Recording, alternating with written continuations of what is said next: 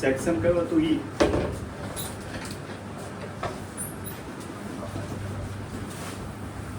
બોલો સમ નંબર 6. તમે બોલતા જાઓ, અહીંયા વર્કિંગ કરતો જાઓ. એક ચોક્કસ પરીક્ષામાં સામાન્ય રીતે 40% વિદ્યાર્થીઓ નપાસ થાય છે.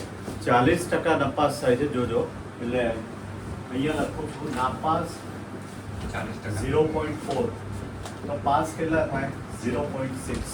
6 ઓકે, વિદ્યાર્થીઓના કેટલા?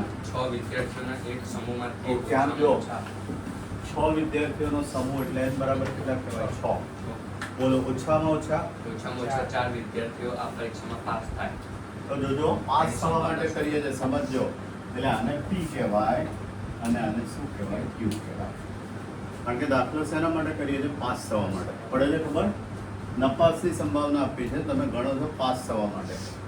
એટલે આને P કહેવાય, આને Q કહેવાય, N. અને હવે ઓછામાં ઓછા કેટલા કીધું? 4. ઓછામાં ઓછા 4 એટલે 4, 5 અથવા 6. એટલે 4 તો હોવા જ જોઈએ. 4, 5, 6 આખી ફોર્મ્યુલા બનાવી દઈએ. પહેલા સંભાવના વિતરણ લખી દઈએ. NCX P કેટલા છે? P રેઝ ટુ X અને Q raise to N minus X.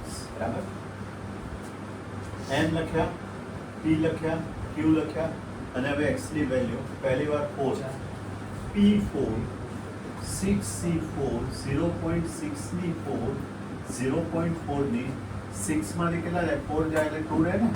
પહેલા 4 લીધા x ની જગ્યાએ, પ્લસ P5 6C5 0.6 ની 5, અહીંયા 6 માંથી 5 જાય તો 1 અને પ્લસ P6 6C6 0.6 ની 6 0.4 ની 6. હવે કેલ્શિયમ 6C4 એટલે જોવા ને બરોબર, 1 મિનિટ. 6C4 એટલે 6 5 તારીખ 15 0.6 ની 4 કેટલી? 12 ઇન્ટુ 0.16 જોતા રહેજો, પ્લસ 6C5 12 ગુણ્યા 5 0.6 કરી દો. 0.00 ના સિંગલ 0.077 0.077 8 લઈ લઉં છું અને 0.16. હવે આ ત્રણે સોરી હજી આ બાકી રહ્યું, પ્લસ 1 0.6 ની 6 0.4665 તો આ ખોટું હોય. 0.4665 આવે તો આ ખોટું કહેવાય. 00 હોય આગળ. 0.10 સિંગલ 0 જ આવે કેવી રીતે સિંગલ 0 આવે? તમે છે 0.6 ની જગ્યાએ 6 ઘાત છે. આ તો કઈ બરાબર જ હતું. ઉભા રહેશે 0.46 વાળું 4665 બને નહીં ભાઈ, એ જ આવે 0.6 તો પછી આ ખોટું છે. 0.04665 હા 0.0 તો તમે 0 પોઈન્ટ બોલો છો યાર. 0.04665 એટલે 6 કરી દઉં છું અને 0.4 ની 0. મેં કીધું ને અહીંયા 0 હોવો જ જોઈએ. ના ચાલે જ નહીં, 0 ના આવે એવું બને જ નહીં. 0.046 હવે આ 3 ને ગુણી નાખો 4 ડિજિટ સુધી. 3 ને ગુણી નાખો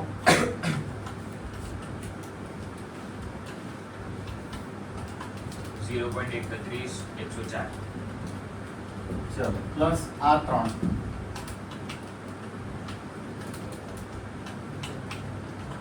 0.74 74 ના આવે યાર, કોઈ કાળે ના આવે. 6 ગુણ્યા 0.0 અને ગુણ્યા 0.16 કરતો ને તો બોલો એના ઉપર ખબર પડી જાય કે આ ના બને. 8 ગુણ્યા 0.16 0.0746688 મેં કીધું ના ખ્યાલ આવી જાય. 0.0466 ઓકે ચલો, હવે કયું સેક્શન આવ્યું? ઈ.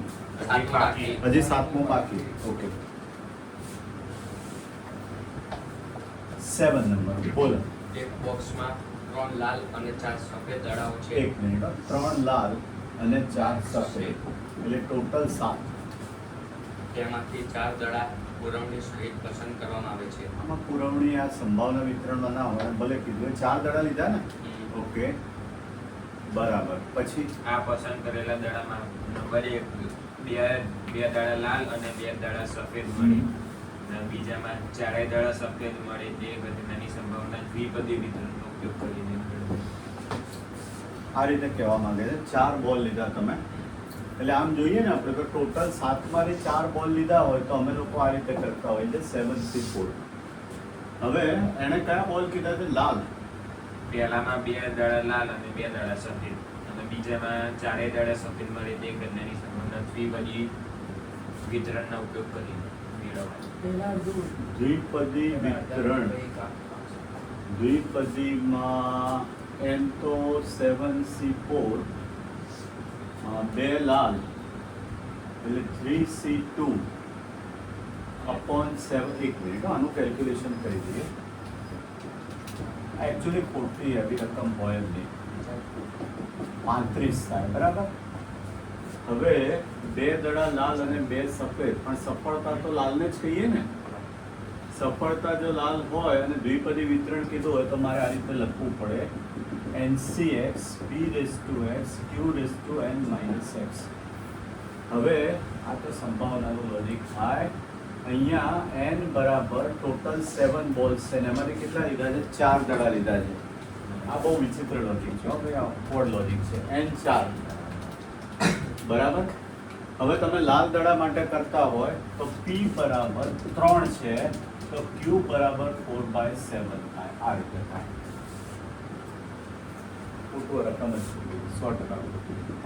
4C2 3/7 નો સ્ક્વેર 4/7 નો સ્ક્વેર તો 6 9 49 16 49. મને ઉપર નીચે ગુણ્યા બોલો.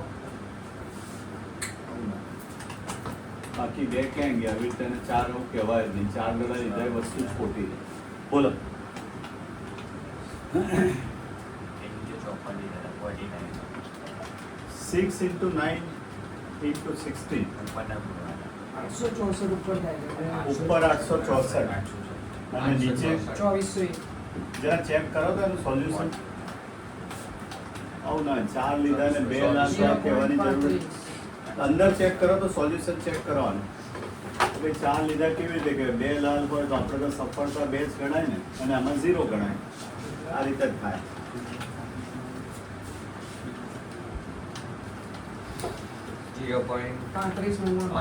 તમારે એ જ આવ્યું ને 35, એટલે ખોટું, એટલે ભલે આવ્યો જવાબ પણ બોગસ દાખલો છે. આવું ના હોય. તમે એક વસ્તુ સમજો, 4 બોલ લીધા છે તો એનું તો તમે કંઈ કર્યું જ નહીં, એટલે n લીધા 4. કદાચ મેં શું લોજિક કર્યું કે તમે 4 બોલ લીધા એટલે n 4 અને લાલ દડો એટલે પછી 2 લીધા તો બાકીના 2 નું શું હવે? આવી રીતે ક્વેશ્ચન જ ના મૂકાય. ચાલો, વાંધો નહીં, જવાબ તો આવ્યો. આપણે એના લોજિક કે સેટ થયું. 4 દડા સફેદ મળે તે 4 સફેદ એટલે લાલ 0. દ્વિપદી. લાલ 0 ને. હવે લાલ 0 હોય કારણ કે આપણે આ લાલની સંભાવનાઓ શોધી છે. P0 4C0 3/7 ની 0 અને 4/7 ની 4 તો 1 1 16 નો 1 256 અને 7 ની 4 ઘાત જુઓ તો 2401 જ થશે કદાચ. 7 ની 4 ઘાત, હા 2401 જ થાય. જુઓ 2401. ફાઇનલ આન્સર બોલો. આનો 35 હું આમ તો આ રીતે રહેવા દો તોય ચાલે. હો, ફાઇનલ આન્સર 0.1066. 1066. ચેક કરી લેજો એકવાર એની જોડે, કારણ કે આ પહેલું લોજિક તો બોગસ હતું. એ જ છે યાર. ચલો નેક્સ્ટ. સેક્શન F માં કયો આવ્યો? પહેલો. બે જ છે. હવે સંભાવના ચાલુ થઈ જશે. F સેક્શન F અને એમાં પહેલો બોલો. એક પેટીમાં 1 ડઝન કેરીઓ છે. 1 ડઝન કેરી છે એટલે ટોટલ 12. હા, તેમાં 3 કેરીઓ બગડેલી છે. બગડેલી અને સારી 9 એટલે કુલ કેટલી થાય? 12 કેરી. બરાબર. આ Okay. પેટીમાંથી યાદચ્છિક રીતે એ બધું પુરવણી આમાં હોય જ નહીં, એટલે ભલે લખો. 3 કેરીઓ પસંદ કરો. 3 કેરીઓ એટલે n બરાબર કેટલા થયા? 3. બરાબર છે. જો x એ પસંદ કરેલી કેરીઓમાં બગડેલી કેરીઓની સંખ્યા દર્શાવે. ઓકે, બગડેલી કેરી બરાબર. હવે બગડેલી કેરી 3 છે અને ટોટલ કેરી કેટલી છે? 12. એટલે P બરાબર 3/12 એટલે 1/4 અને Q 1 - 1/3/4 આવું થાય. બગડેલી 3 અને કુલ કેટલી છે 12 એટલે 3/12. તો x નું સંભાવના વિતરણ મેળવો અને તે પરથી પસંદ કરેલું કેરીઓમાં બગડેલી કેરીઓની અપેક્ષિત કિંમત તથા વિતરણ મેળવો. x નું સંભાવના વિતરણ મેળવો એમ કીધું છે ને, તો આ રીતે કરતા હતા xi pxi. હવે 3 લીધી છે, આ 0 હોય 1 હોય 2 હોય અથવા 3 હોય, બરાબર. હવે બગડેલી 0 હોય અને તમે 3 કેરી લેતા હોય 3C0 બહુ ઓકવર્ડ જ છે હો ભાઈ, આ ધ્યાન રાખજો. હું કહીને જ લઉં છું. 3C1 × 9C2 12C3, 3C2 × 9C1 12C3 અને 3C3 × 9C0 divide by 12C3. આ રીતે વિતરણ બને. લોજિક શું લગાડ્યું? 0 બગડેલી હોય તો બધી કેરી કેવી હોય? સારી હોય. એટલે દ્વિપદી વિતરણ લખ્યું છે એમાં? એમાં દ્વિપદી વિતરણ ના લખ્યું હોય. સંભાવના વિતરણ મેળવવાને હા, દ્વિપદી ના જ લખ્યું હોય એને. હવે એક કામ કરીએ, ચલો હું તમને કરી વિતરણ આપું મેળવો. છું. અપેક્ષિત કિંમત અને વિતરણ હમણાં ખબર પડી જશે. xi × pxi. 3C0 નું 1 અને 9C3 એટલે 3 તરી 9, 3 દુ 6 એટલે 3 દુ 6 સત્તા 42. સાચ 9C3 જો 9 8 7 3 2 1 3 6 5 84 ના છેદમાં 12 11 10 3 2 એટલે 220. કોઈ પણ C1 નું 3 થાય અને ગુણ્યા 9 ચોક 36 એટલે 108 ના છેદમાં 220. ત્રીજામાં 27 ના છેદમાં 220 અને ચોથામાં 1 ના છેદમાં 220. આનું ટોટલ ઓલવેઝ 1 થાય. ખોટું કર્યું હોય તો ના થાય. પણ નથી, એક ટોટલ થાય. હવે મધ્યક માટે આને પાછો આની જોડે ગુણશો. યાદ છે પેલું કાલનો લેક્ચર xi² × pxi. એ કરી આપું. ચલો 84 × 0 108 × 108 27 દુ 54 અને 1 × 3 3 ના છેદમાં 220. હવે કરી નાખો, બાકીનું કમ્પ્લીટ કરી દો. સૂત્રમાં મૂકી દો કિંમત કાલની જેમ, એટલે મધ્યક અને વિચરણ મળી જાય. હું ચેક કરી દઉં. ઓકે છે ઓકવર્ડ દાખલા, લોજિક નવું છે પણ સ્ટીલ આ તો બહુ જ સારું.